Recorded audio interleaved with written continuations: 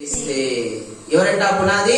యేసుక్రీస్తే. ఎవడైనాను ఈ పునాది మీద బంగారము, వెండి, వెలగల రాళ్ళు, కర్ర, గడ్డి, కొయ్యకాలు మొదలైన వాటితో కట్టిన ఎడల వాని పని కనబడును, ఆ దినము దానిని తేటపరచును. ఈ యొక్క పని ఎలా కట్టాలంట? మంచి వెండితో, బంగారముతో, ఇనుముతో, ఇత్తడితో కడితే అది ఎప్పటికీ పోదండి. ఇప్పుడు ఈ పని ఎలా ఉండాలంట? మంచి వెలగల రాళ్ళ వలె ఉండాలంట. ఈ రాళ్ళు ఎలా ఉండాలి? మంచి వెలగల రాళ్ళుగా ఉండాలి. గడ్డి కొయ్యకాల్లాగా ఉంటే అవి కాలిపోతాయి. గడ్డి కొయ్యకాల్లాగా ఉంటే కాలిపోతాయి. అదే మంచి వెలగల రాళ్ళుగా ఉంటే అవి ఎన్నటికీ కాలిపోవు, స్థిరంగా ఉంటాయి. ఆ పని నిలిచి ఉంటుంది. హల్లెలూయా. పరిచర్య చేసే వాళ్ళు కూడా నానా విధాలుగా చేస్తున్నారు. ఒక ఆయన ప్రార్థన చేస్తుంటే దయ్యం వెళ్ళిపోయిందంట. ఎందుకు వెళ్ళిపోతుంది? విశ్వాసి కానీ చదువు రాదు, వాక్యం తెలియదు, ఆయనకు వాక్యం చెప్పడం రాదు. కానీ ఏం చేసినాడంటే నేను ప్రార్థన చేస్తే దయాలు వెళ్ళిపోతున్నాయి కదా అని చెప్పి ఆయన కూడా ఒక సొంత సంఘం ప్రారంభించినాడు. వస్తున్నారు, దయాలు నిలబట్టించుకుంటున్నారు, పోతున్నారు, కానీ నిలబడటం లే. సంఘంలో స్థిరంగా ఉండడం లే విశ్వాసులు. కారణం ఏంటో చెప్పాలి. మళ్ళా తిరిగి వాళ్ళు అన్యులుగా మారిపోతూ ఉన్నారు. కారణం ఏంటో చెప్పాలి. ఆ సంఘంలో దేవుని వాక్యము ఓన్లీ ప్రార్థనే కాదండి. ఇప్పుడు భోజనం చేయాలంటే అన్నం ఉండాలా, పప్పు ఉండాలా, రసం ఉండాలా, అప్పడం ఉండాలా, తాలింపు ఉండాలా, నెయ్యి ఉండాలా. అన్ని ఉంటేనే మనం భోజనం బాగా తృప్తిగా తినగలుగుతాం. అన్ని ఉండాలి. అన్ని వాక్యములో ఉన్నాయి. ఈ వాక్యము ద్వారా ఎవరైతే సంఘాన్ని కడతారో ఆ సంఘం శాశ్వతంగా నిలిచి ఉంటుందండి. హల్లెలూయా. నేను ఒక అన్యుణ్ణి ప్రభులోకి వచ్చిన తర్వాత ప్రతి సంఘం తిరిగిన. రోమన్ క్యాథలిక్ పోతే విగ్రహారాధన ఉంది, సిఎస్ఐలో పోతే విగ్రహారాధన ఉంది. ఒక చర్చికి వెళ్తే ప్రార్థన బాగుంది కానీ వాక్యం లేదు. ఒక చర్చికి పోతే వాక్యం బాగుంది కానీ ప్రార్థన లేదు. కొన్ని చర్చిలు మాత్రం వాక్యం ఉంది, ప్రార్థన ఉంది, దేవుని శక్తి ఉంది, దేవుని ప్రభావం అక్కడ ఉంది. రోగులు స్వస్థత పొందుతున్నారు, దయ్యాలు వెళ్ళిపోతున్నాయి, మంచి వాక్యం కూడా వినపడుతుంది. ఆ వాక్యం వినేటప్పుడే రోగులు బాగైపోతున్నారు కొంతమంది. ఇది దైవ శక్తి. హల్లెలూయా. అందుకేనండి కట్టేవాడు చక్కగా కట్టాలంట. హల్లెలూయా. మంచి శిల్పకారుని వలె, అంటే మనం సంఘం కట్టాలన్నా మంచి శిల్పకారుని వలె ఉండాలి. మన ఇల్లు దేవుని ఇల్లుగా ఉండాలన్నా కూడా మంచి శిల్పకారుని వలె కట్టాలి. హల్లెలూయా.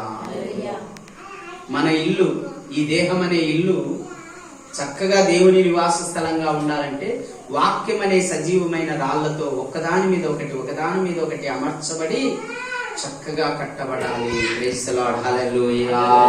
యేసయ్య నామమునకే మహిమ కలుగును గాక.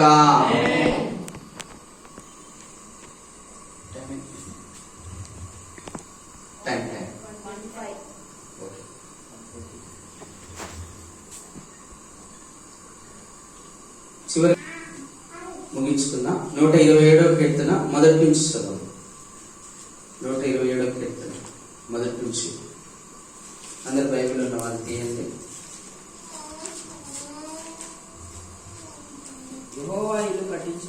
యెహోవా ఇల్లు కట్టించిన ఎడల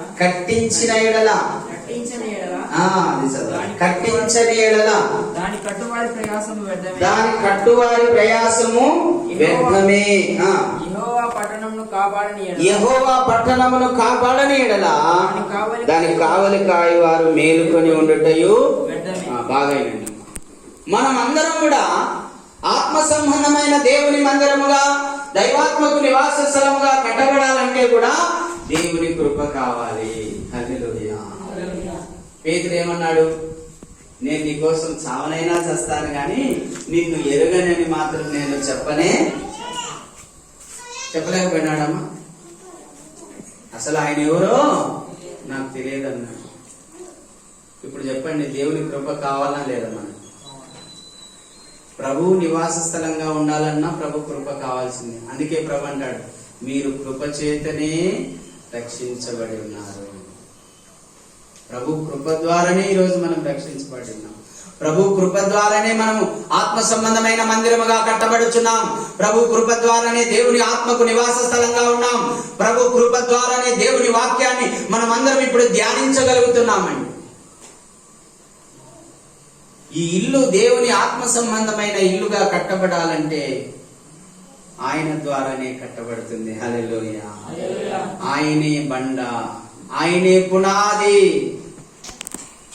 ఆయనే పునాది, ఆయనే బండ, ఆయనే మనందరికీ సజీవమైన రాళ్ళనిచ్చి ఆ రాళ్లతో మన ఇల్లు కడుతూ ఉన్నాడు. హల్లెలూయా.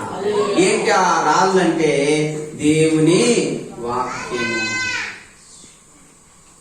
ఆ వాక్యము ద్వారా మన జీవితాలు కట్టబడాలి. ఎలా కట్టబడాలంటే ఆత్మ సంబంధమైన మందిరముగా, ఆయన ఇల్లుగా, ఆయన నివాస స్థలముగా మనం కట్టబడాలి. ఎప్పుడైతే మనం ఆయన నివాస స్థలంగా ఉంటామో, ప్రభు మధ్యాకాశానికి వచ్చినప్పుడు కడబూర మోగుతుంది. ఆ బూర మోగినప్పుడు ఆ బూర శబ్దం ఎవరింటారు? దేవుని ఆత్మ కలిగిన వాళ్ళందరూ కూడా విని వెంటనే ముందు సమాధుల్లో ఉన్నవారు లేపబడతారు. తర్వాత సజీవులమైన మనం కూడా రెప్పపాటున వాళ్ళు వెళ్తూ ఉంటారు, మనం కూడా వెళ్తాము. మధ్యాకాశంలో ఆయనను ఎదుర్కొంటాం. ఆయనతో 7 సంవత్సరాలు అక్కడ విందు చేస్తాం. 7 సంవత్సరాల తర్వాత ప్రభు ఏం చేస్తాడు? భూమి మీదనే తన రాజ్యాన్ని స్థాపిస్తాడు. భూమి మీదనే తన రాజ్యాన్ని స్థాపిస్తాడు. పరలోకాన్ని పైనుంచి కిందికి తీసుకుని వస్తాడు. హల్లెలూయా. అప్పుడు ఆయనతో కలిసి మనం యుగాయుగాలు జీవిస్తాం. అందుకే నేనేం చెప్తున్నా అంటే, బాగా చెప్తున్నాను, పాతాళం కోసం ప్రయాసపడకండి, ఈ లోకంలో ఇల్లు కోసం ప్రయాసపడకండి. దేనికోసం ప్రయాసపడినా వ్యర్థమే. మీరు ప్రయాసపడాల్సింది ఏంటంటే, ఎప్పుడెప్పుడు ప్రార్థన పోదామా, ఎప్పుడెప్పుడు దేవుని వాక్యం విందామా, ఆ వాక్యం ద్వారా నేను ఇల్లుగా ఎప్పుడు కట్టబడదామా, దేవుని నివాస స్థలంగా ఉండి దేవుని ఆశీర్వాదాలు ఎప్పుడెప్పుడు పొందుకుందామా, ఎప్పుడు సంతోషంగా జీవించాలి, నేను ఆనందంగా జీవించాలి, ఆయన కృపలో నేను వర్ధిల్లాలి, ఆయన రాజ్యానికి నేను వారసుని కావాలి, యుగాయుగాలు నేను దేవునితో కలిసి ఉండాలి, నాకు పరలోకంలో ఇల్లు కావాలి, నాకు పరలోకంలో స్థలం కావాలని పరుగులు తీయాలని ఎవరైతే అలా పరుగులు తీస్తారో వాళ్ళు ధన్యులు, వాళ్ళు దేవుని రాజ్యానికి వారసులు. హల్లెలూయా. మనం దేనికి పరుగులు తీస్తాం? ఉచితంగా ఏదన్నా చేస్తున్నారంటే ప్రార్థన కూడా మానేసి దానికోసం పోతాం, కానీ ప్రార్థనకు వస్తామమ్మా. డబ్బులు వచ్చే పని ఉందంటే, లేకపోతే బ్యాంక్ పని ఉందంటే, లేకపోతే ఇంకో ఉద్యోగం ఉందంటే, ఇంకోటి ఉందనుకో ప్రార్థన మానేసి పోతాం, కానీ ప్రార్థనకు వస్తామా? ఎందుకంటే మనకు ఆత్మ సంబంధంగా దేవుని యొక్క ఆత్మకు నివాస స్థలంగా ఉండాలని కోరిక కంటే ఈ లోక సంబంధమైన కోరికలే ఎక్కువగా ఉన్నాయి. ఏం తిందునా, ఏం త్రాగుదునా, ఏం ధరించుకుందునా, ఇల్లు ఎప్పుడు కట్టుకోవాలా, వాళ్ళు కట్టుకుంటే నేనెప్పుడు కట్టుకోవాలా, వాళ్ళు చేసుకుంటే నేనెప్పుడు చేసుకోవాలా, వాళ్ళ పిల్లలకు పెళ్లిళ్ళు చేసిరే నేనెప్పుడు చేయాలా. ఈ ఆలోచనల వలన ఏమైతుందంటే దేవుని వాక్యం వాళ్ళ హృదయంలో నిలవడం లేదు. దేవుని వాక్యం ఎప్పుడైతే నువ్వు నిలవదో అప్పుడు ఎవరికి నివాస స్థలంగా ఉంటావు? సైతానుకు నివాస స్థలంగా ఉంటావు. ఆ దురాత్మ వచ్చి చూసిందంట, ఇల్లు ఖాళీగా ఉందంట. అంటే ఇల్లులో వాక్యం లేదు. ఇల్లులో వాక్యం ఎవరిలో ఉండదో వాళ్ళలో ఏం నివాసం ఉంటాయి? దయ్యాలు ఉంటాయి. అందుకే ప్రతిరోజు వాక్యం చదవండమ్మా, ప్రతిరోజు ప్రార్థన చేయండి అమ్మా. ఎక్కడ వాక్యం దొరికితే అక్కడ వినండి. టీవీలో వాక్యం వినే అవకాశం ఉంటే టీవీలో 24 గంటలు వినండి, నష్టమే లేదు. నేను చెప్తానండి, ఒకరోజు అయితే నేను ఉదయం కూర్చున్నాను, రాత్రి 10 వరకు టీవీ ముందరనే వాక్యం వింటూనే ఉన్నాను. ఒక సేవకుడి తర్వాత ఒకటి, ఒక సేవకుడి తర్వాత ఒకటి ఇంటూనే మళ్ళీ రాత్రి 10కి బంద్ చేసి పడుకున్నాను అంతే. ఎందుకు? ఆ వాక్యములో జీవం ఉంది. హల్లెలూయా. ఆ వాక్యములో శక్తి ఉంది. హల్లెలూయా.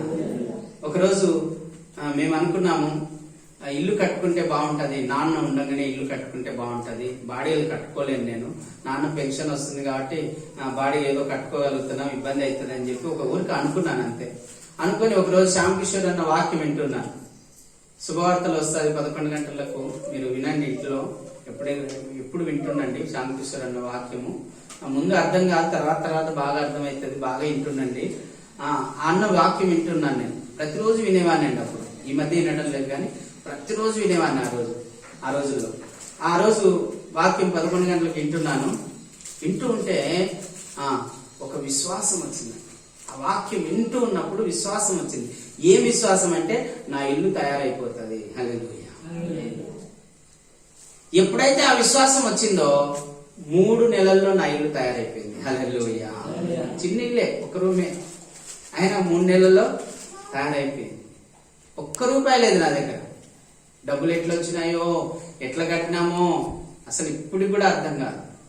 ఏంటి ప్రభా ఇదంతా ఎలా చేసావని ఆశ్చర్యపోతా. ఇప్పుడు ఈ మందిరం విషయం కూడా ఇప్పుడు కూడా ఆలోచన, నాకు ఎట్లా కట్టినామో ఇది ఇంత పెద్ద మందిరం, ఇప్పుడు కూడా ఆలోచనకు రాదు నాకు. ఎట్లా కట్టినాము ఈ మందిరం? దేవుని కార్యాలు అలా ఉంటాయి. అందుకే వాక్యాన్ని వినడానికి ఎక్కువ ప్రిఫరెన్స్ ఇవ్వండి, బైబిల్ చదవడానికి ఎక్కువ ప్రిఫరెన్స్ ఇవ్వండి, ప్రార్థన చేయడానికి ఎక్కువ ప్రిఫరెన్స్ ఇవ్వండి. ఆత్మ సంబంధంగా మీరు కట్టబడినప్పుడు భౌతికమైనవన్నీ మీ కాళ్ళ దగ్గరికి వస్తాయి. ఆత్మ సంబంధంగా మీరు ఎప్పుడైతే దేవునిలో బాగా ఉంటారో, ఆత్మతో నింపబడి ఉంటారో, యేసు నామములో నాకు ఇల్లు వచ్చును కాకంటే వస్తుంది. హల్లెలూయా. దేవుని ఆత్మతో నేను ఫుల్ఫిల్ అయిపోయి ఇది జరుగును కాక అంటే జరుగుతుందండి. అంతే. అన్ని మీ చేతిలో పెట్టుకొని, తాళం చేతులు మీ చేతిలో పెట్టుకొని ఎక్కడెక్కడ తిరుగుతున్నాం. తాళాలు మన దగ్గరే ఉన్నాయి, మనమే తీసుకోవచ్చు. ఏది కావాలంటే అది తీసుకోవచ్చు, ఏది కావాలంటే అది తీసుకోవచ్చు. అన్ని మన చేతిలో పెట్టాడు దేవుడు. అందుకే మనం ఇప్పుడు ఆత్మ సంబంధమైన మందిరముగా, ఒక మంచి శిల్పకారునిగా మనం కట్టబడితే, దేవుని వాక్యము చేత కట్టబడితే, క్రీస్తు వాక్యము చేత కట్టబడితే మనము గొప్ప వారంగా చేయబడతాం. మనకు ఏమీ తక్కువ కాదు. బ్రతుకు దినములన్నీ కృపాక్షేమములుంటాయి. చనిపోయిన తర్వాత మన ఆత్మ సరాసరిగా దేవుని రాజ్యం చేరుతుంది. యుగాయుగాలు మనం ప్రభుతో కలిసి ఆయన ముఖ దర్శనం చేస్తాము. హల్లెలూయా. దేవుడి వాక్యమును మన వెంకిల్లో దీవించును గాక. మోకరించండి, ప్రార్థన చేయండి. విన్న వాక్యాన్ని గుర్తు చేసుకుంటూ ప్రార్థన చేయండి. ప్రతి ఒక్కరు కళ్ళు మూసుకోవాలి, మోకరించాలి, తల ఉంచాలి, ప్రార్థన చేయాలి. ప్రతి ఒక్కరు కూడా ప్రార్థన చేయండి. అమ్మా విన్నావు కదా వాక్యాన్ని, ప్రార్థన చేయండి. ప్రతి ఒక్కరు ప్రార్థన చేయాలి. మనమందరం కూడా ఆత్మ సంబంధమైన మందిరముగా కట్టబడాలని దేవుని యొక్క కోరిక. మనమందరం కూడా ఆయన నివాస స్థలంగా ఉండాలనేది దేవుని యొక్క కోరిక. కాబట్టి ప్రతి ఒక్కరు కూడా ఆయన నివాస స్థలముగా ఉండడం కోసం దేవుని వాక్యము చేత నీ జీవితాన్ని కట్టుకోవాలి. నీ జీవితాన్ని ఎప్పుడైతే వాక్యము చేత మలుచుకుంటూ వస్తావో అప్పుడు చక్కని ప్రభు యొక్క నివాస స్థలంగా నువ్వు మారుతావు. కాబట్టి ప్రతి ఒక్కరు ప్రార్థన చేసుకోండి. అవునైనా నీ వాక్యాన్ని నేను చక్కగా చదవాలి, చక్కగా వినాలి, చక్కగా దాన్ని అనుసరించాలి, నీ యొక్క ఆత్మకు నేను నివాస స్థలముగా ఉండాలి అని అడగండి. ప్రతి ఒక్కరు అడగండి. చిన్న పిల్లలు కూడా, మీలో కూడా నివసిస్తాడు ప్రభు. మీరు ప్రభువుని అంగీకరించి మీ హృదయంలో చేర్చుకుంటే ఆయన మీలోనే ఉంటాడు. ఎక్కడో ఉండేవాడు కాదు ఆయన. ఆయన మీలోనే ఉండి మిమ్మల్ని నడిపిస్తాడు. ఆత్మ సంబంధమైన మందిరముగా ఆయన మిమ్మల్ని కడతాడు. ఆయన నివాస స్థలముగా మిమ్మల్ని కడతాడు. సజీవమైన రాళ్లతో, దేవుని వాక్యముతో మిమ్మల్ని కడుతూ ఉన్నాడు. ఆయన వాక్యముతో మనల్ని కడుతూ ఉన్నాడు. ఎందుకంటే ఆయన నివాస స్థలంగా మనం ఉండాలని, ఆయన ఆత్మ ద్వారా మనమందరం దైవరాజ్యములో ప్రవేశించాలని, మనమందరం పరిపూర్ణులం కావాలని, పరిశుద్ధులం కావాలని, నిందారహితులుగా ఉండాలని, నిష్కలంకులుగా ఉండాలని, దైవరాజ్యములో ప్రవేశించాలని, దేవునితో కలిసి యుగాయుగాలు మనం జీవించాలని ప్రభు యొక్క కోరిక. అందుకే ఈ రోజు తీర్మానం చేసుకుని, నాయనా నేను నీ నివాస స్థలంగా ఉంటాను, నీ వాక్యము చేత నా జీవితాన్ని కట్టుకుంటాను ప్రభా. ప్రతిదినం నేను టీవీలో వాక్యం వింటాను, ప్రతిదినం నేను బైబిల్ చదువుతాను, ప్రతిదినము ఎక్కడ మీటింగ్ ఉంటే అక్కడికి వెళ్తాను, ప్రతిదినం నేను ఇదిగో మా సంఘంలో ఉన్నటువంటి శుక్రవారం కూడికకు, ఆదివారం కూడికకు కూడా వెళ్ళి నీ వాక్యాలు నేను వింటాను ప్రభా అని తీర్మానం చేసుకొని ఆత్మ సంబంధమైన ఇల్లుగా నువ్వు కట్టబడడానికి సిద్ధపాటుపడు. తీర్మానం చేసుకో. ఈ లోకంలో ఉన్నవన్నీ వ్యర్థమై, సూర్యుని కింద ఉన్నవన్నీ వ్యర్థమే. వాటి కోసం కాదు మనం ప్రయాసపడాల్సింది. ఆత్మ సంబంధమైన మందిరముగా కట్టబడడం కోసం మనం ప్రయాసపడాలి. దానికోసం మీరు ఎంత వెచ్చించినా పర్వాలేదు, ఎంత ఖర్చు చేసినా పర్వాలేదు, ఎంత సమయం ఇచ్చినా పర్వాలేదు, ఎంత సమయం ఇచ్చినా పర్వాలేదు, ఎంత సమయం ఇచ్చినా పర్వాలేదు. దేవుని కోసం నువ్వు దేవుని కోసం ఎంత సమయాన్ని ఇస్తావో, దేవుని కోసం నీ చెవిని ఎంతగా ఎగ్గుతావో, దేవుని కోసం నీ హృదయాన్ని ఎంతగా సమర్పించుకుంటావో, దేవుని వాక్యాన్ని నువ్వు ఎంత శ్రద్ధగా వింటావో, ఎంత శ్రద్ధగా చదువుతావో, అంత గొప్పగా నువ్వు మారిపోతావు. గొంగలి పురుగు సీతాకొక చిలుకలాగా మారినట్లుగా దేవుని వాక్యము ద్వారా నువ్వు మార్చబడతావు. నీ జీవితం ఆశీర్వాదకరంగా మారుతుంది. నువ్వు సమాధానంతో నింపబడతావు, సంతోషముతో నింపబడతావు, ఆనందంతో నింపబడతావు. దేవుని వాక్యానికి చోటివ్వు నీ హృదయంలో. దేవుని వాక్యాన్ని ధ్యానించు, దేవుని వాక్యాన్ని హృదయంలో నిలుపుకో, దేవుని వాక్యాన్ని నువ్వు అనుసరించు. అప్పుడు నీవు, నీ కుటుంబము దేవుని నివాస స్థలంగా ఉంటారు. ఆశీర్వదించబడిన కుటుంబంగా నువ్వు ఉంటావని ప్రభు మాట్లాడుతూ ఉన్నాడు. పరలోక రాజ్యానికే నీవు, నీ కుటుంబం వారసులుగా ఉంటారని ప్రభు మాట్లాడుతూ ఉన్నాడు. ఆ విధమైన కృప మనందరికీ అనుగ్రహించబడును గాక. ప్రార్థన చేసుకుందాం. ప్రేమ కలిగిన తండ్రి, నువ్వు మాట్లాడిన ప్రతి మాట ప్రతి హృదయంలో నాటి ఇదిగో ఈ బిడ్డలందరినీ ఆత్మ సంబంధమైన ఆలయములుగా, ఆత్మ సంబంధమైన నివాస స్థలములుగా, ఇల్లుగా మీరు కట్టమని నేను ప్రార్థన చేస్తున్నాను. వారిలో మీరు నివసించాలి ప్రభా. సదాకాలం వారికి మీరు తోడుగా ఉండాలి ప్రభా. నీ వాక్యమును వాళ్ళ హృదయంలో జ్ఞాపకం చేయాలి ప్రభా. నీ వాక్యము చేత వాళ్ళని నడిపించి పరిపూర్ణులుగా, పరిశుద్ధులుగా, నిందారహితులుగా చేసి నీ రాజ్య నివాసులుగా చేసుకునమని మీ హస్తాలకు అప్పగించుకుంటున్నాను తండ్రి. ఇదిగోనైనా మరి తండ్రి, గొప్ప దేవా, సృష్టికర్త అయిన దేవా, మా కోసం పరలోకములో స్థలములు సిద్ధపరచుచున్న దేవా, నీకు స్తోత్రము నాయన, స్తోత్రము తండ్రి. మమ్మల్ని పిలుచుకొని మాకు నీ వాక్యము ద్వారా జ్ఞానోదయం కలగజేసి మమ్మలను నీ ఆత్మకు నివాస స్థలముగా చేసినందుకు స్తోత్రము నాయన. సిలువలో నీ ఆత్మను అర్పించి నాయన, ఆత్మను మాకు సంచకరువుగా ఇచ్చి మమ్మల్ని ఇప్పుడు ఆత్మ సంబంధమైన మందిరాలుగా కట్టుచున్న విధానమును బట్టి నీకు స్తోత్రములు తండ్రి. అయ్యా, మేము ఆత్మ సంబంధమైన మందిరంగా కట్టబడి అనేకులను ఆత్మ సంబంధమైన మందిరాలుగా కట్టడానికి మీ కృప అనుగ్రహించమని ప్రార్థిస్తున్నాను. భౌతికమైన మందిరాలే కాదు ప్రభా, మేము ఆత్మ సంబంధమైన మందిరాలు ఎక్కువగా కట్టాలి ప్రభా. అటువంటి కృపను మాకు దయచేయమని ప్రార్థిస్తున్నాను. భౌతికమైన మందిరాలు కట్టుచున్నాము గాని ఆత్మ సంబంధమైన మందిరాలు కట్టలేకపోతున్నామయ్యా. ఆత్మ సంబంధమైన మందిరాలు కట్టే కృప అభిషిక్తుని పరిచర్యల సంఘానికి దయచేయమని ప్రార్థిస్తున్నాను. మీ ఆత్మ ద్వారా ప్రతి కార్యమును జరిగించమని ప్రార్థిస్తున్నాను. అద్భుతము చేయనైనా ఈ సంఘంలో చేర్చబడిన ప్రతి ఒక్క బిడ్డ పరిచర్య చేయాలనైనా. ప్రతి ఒక్కరు సువార్థికులు కావాలి, బోధకులు కావాలి, ఉపదేశకులు కావాలి, సంఘ కాపరులు కావాలి, అనేక మంది నాయన పరిచారకులు కావాలి. సంఘములో నుంచి పరిచారకులు లేవనెత్తబడాలి. మీరు సహాయం చేయనైనా. ఇదివరకే సంఘములోనైనా లేవనెత్తిన పరిచారకులను బట్టి స్తోత్రాలు, సంఘములో లేవనెత్తినటువంటి భారం కలిగిన బిడ్డలను బట్టి స్తోత్రాలు, సహాయకులను బట్టి స్తోత్రాలు, సువార్థికులను బట్టి స్తోత్రాలు. నీకు వేలాది కోట్లాది స్తోత్రం నాయన. రాయపాడు సంఘములో నా తండ్రి ఇమ్మానుయేలన్నను ప్రభా మరి సేవకునిగా నువ్వు గత సంవత్సరం ఏర్పాటు చేసుకున్నావు తండ్రి, నీకు స్తోత్రాలు. మరి నాయనా, ఈ యొక్క అభిషిక్తుని సంఘంలో అశోకును కూడా మీరు సేవకునిగా లేవనెత్తబోతున్నందుకు నీకు స్తోత్రములు చెల్లిస్తున్నాను నాయన. ఇంకా అనేక మంది సేవకులు సంఘంలో నుంచి లేవనెత్తబడాలి నాయన. మంచి శిల్పకారుని వలె నాయన వారు మంచి రూపమును సంఘానికి తీసుకొని రావాలి ప్రభా. మీరు సహాయం చేయమని ప్రార్థిస్తున్నాను నాయన. ధర్మ కార్యాల ద్వారా, మంచి పనుల ద్వారా, నీ వాక్యమును నెరవేర్చుట ద్వారా, నీ వాక్యమును నాయన అనుసరించుట ద్వారా మేమందరం మనమందరము కూడా ఆత్మ సంబంధమైన మందిరముగా నీ నివాస స్థలముగా కట్టబడి నీ రాజ్య నివాసమయ్యే భాగ్యమును మా అందరికి దయచేయమని యేసు నామములో అడిగి వేడుకొని పొంది ఉన్నాము తండ్రి.